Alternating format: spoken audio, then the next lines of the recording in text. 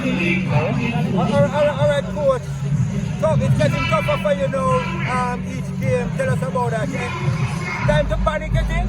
No, not really. We still have a lot of games to come. You know, of course, you know, we have an inexperienced team, young players, you know, all over the board.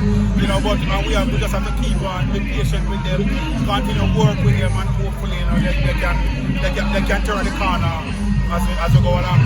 Goal scoring seems to be a big problem for you. How are you going to start that?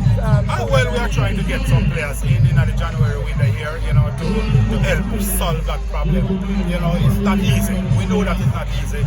We have to work with what we have, and of course, you know, we have a few players coming in, and hopefully, you know, the next game, you know, we can get some goal. How disappointed I feel after conceding a goal like that, especially after you keep putting on such a good defensive performance? Well, naturally, you know, of course, you know, I would have disappointed, of course, you know, because you know we've been doing well in terms of the defending, you know, over the season, you know. Because it's been a long while, no goal score on us, you know. But today, you know, we lose concentration and give up one. But you know, we will continue to work because we know that you know we can improve and we can get better. We just you know need to start to score some goal, and I'm sure the confidence will come into the team.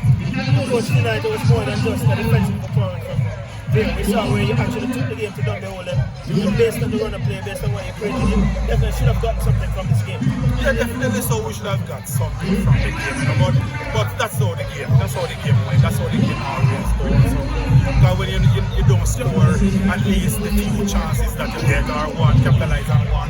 Then sometimes you know something happen around at the back and you know you pay for it, you know. And today we pay for it, you know. But we'll continue to grow still and we'll continue to learn because we know we improve in each game we play. It's just for us to get the ball in the back of the net, and we'll continue to work on that, you know, in the training coming up as we look forward to the next game.